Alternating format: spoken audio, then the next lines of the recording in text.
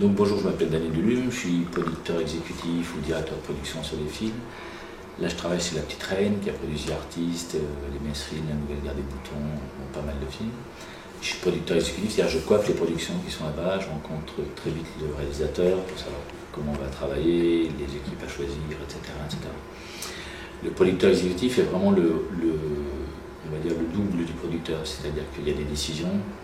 Les décisions très importantes, je vais prendre avec les producteurs, il y a des décisions notamment que je vais prendre moi sur le plateau.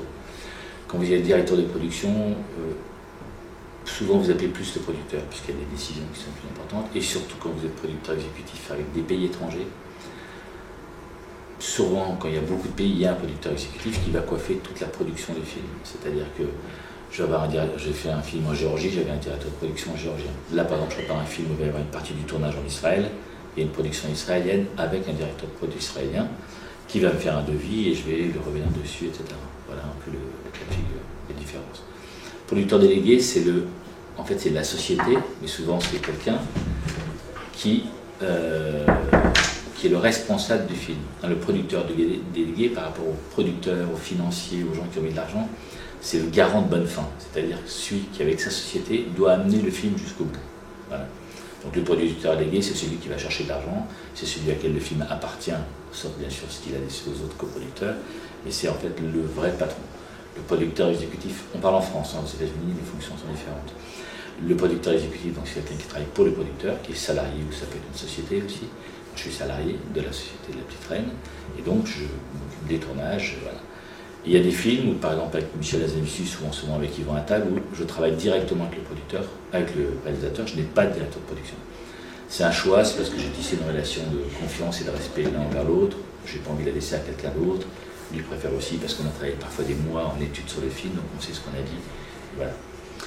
L'été dernier, il y avait 2 films en même temps, il y en a un où je suis plus allé que l'autre, parce que bon, ça roulait bien, il n'y avait pas de souci. Voilà.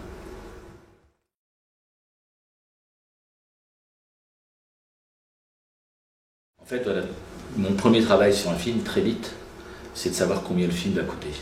Donc j'ai un scénario, je fais un plan de travail, j'en fais faire un par un assistant, le plan de travail c'est donc combien de jours de tournage on a, et à travers ça je fais un devis, parce que le producteur va chercher l'argent nécessaire par rapport aux chiffres que je vais lui donner. Donc, si je dis que le film coûte 10 millions et qu'il cherche de l'argent, il cherche 10 millions et que le film coûte 12 millions, on a un vrai problème.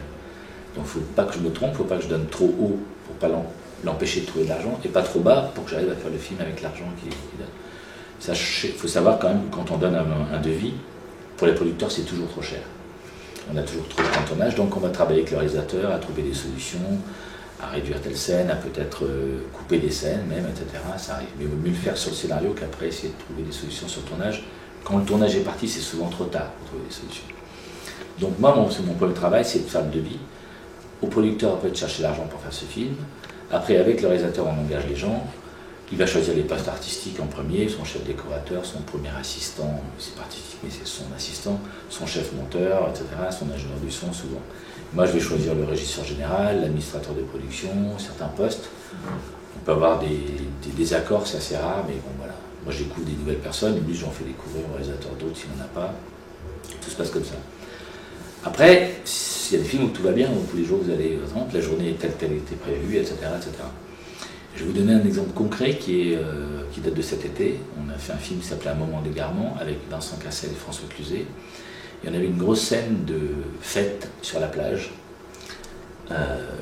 full moon, donc soi-disant pleine lune, etc., sur la plage en Corse, qu'on a tourné au mois de septembre, tout début du mois de septembre. Il fait encore beau en Corse, on a cherché à avoir beaucoup de figurants, donc on a eu des vrais figurants, 150, et on a eu l'idée avec un organisateur de concert de la région de faire un gros concert avec des DJ connus, pour que les gens viennent, qu'ils sachent qu'ils participent au film. On ne les paye pas tous comme figurants, on a organisé ce concert, et eux, ils étaient juste au fond, donc c'est vraiment... Voilà. Parce que c'est impossible d'avoir 3000 figurants comme ça. On a fait ça, on a commencé à tourner, au bout de 2 heures, il y avait des trompes d'eau, des trompes de pluie. Donc les gens sont partis. Les figurants qui ont payé, non, ils sont restés, mais ils étaient 150, et les autres, ils sont partis, il n'y avait plus personne. Donc là, vous êtes vraiment dans l'embarras. Que faire ? Refaire une fête comme ça s'organise pas du jour au lendemain. Faire revenir 1500, 2000, 3000 personnes comme on espérait avoir, c'est pas possible. Donc qu'est-ce qu'on a fait ? On a triché, ce qu'on appelle tricher au cinéma, c'est-à-dire qu'avec les 150 figurants qu'on a amenés, moi j'ai dit il faut qu'on en ait 400. Donc c'est moi qui ai pris la décision de production, 250 figurants, à environ 100 €, ça fait 25 000, plus les charges, c'est un coût de 35 000 à 40 000 €. Il fallait que cette scène ait du monde, donc j'ai pris la décision. À moi après de trouver dans le devis comment je vais faire, trouver des économies ailleurs pour faire le vase comique. Surtout, et elle a très bien travaillé, il y avait une fille qui s'appelait Julie Anzalone, une Corse. Je lui ai dit, il faut que tu me trouves 250 personnes pour demain soir à la même heure. Elle s'est mise en marche tout de suite, grâce au réseau maintenant, Facebook, tout ça, les gens venaient, etc. On avait 400 personnes le lendemain. Et on a pu faire la scène avec 400 personnes, avec le réalisateur qui s'est débrouillé pour un axe, voilà, on met des gens un peu devant, comme ça on ne voit pas qu'il n'y a personne. On a fait sur une plage, il y avait des sortes de bancs et de tables, les gens montaient dessus, donc ça cachait ce qu'il y avait derrière. Si vous regardez d'avion, il y avait des gros trous en fait, dans cette... Mais quand vous verrez le film, vous avez l'impression que c'est une grosse fête où il y a plusieurs centaines de personnes, milliers, même sans aucun problème. Voilà, ça c'est concret.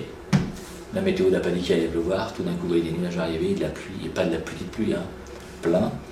Et ce qui est marrant, c'est que vous allez voir le film, vous ne voyez pas qu'il pleut. Alors qu'on a tourné des scènes sous des trompes d'eau à un certain moment. Mais parce qu'on a mis des bâches par-dessus les acteurs, mais les gens derrière, eux, sont mouillés. Et par contre, vous allez voir que les acteurs, on a l'impression qu'ils transpirent, qu'ils sont humides, parce qu'il fait super chaud, c'est la Corse. Non, et en fait, ils sont mouillés parce qu'ils se prennent de la pluie. Voilà, donc artistiquement, c'est bien. Ça se voit pas, c'est juste une anecdote, mais une anecdote à 40 000 €. Mais la décision, elle se prend quasiment dans l'heure, parce qu'il faut organiser tout ça le lendemain, etc. Et le lendemain, il faut les nourrir, ces gens-là. Donc il faut faire venir aussi, il y a des boissons, il y a tout à organiser. Donc voilà, voilà un cas récent. D'accord.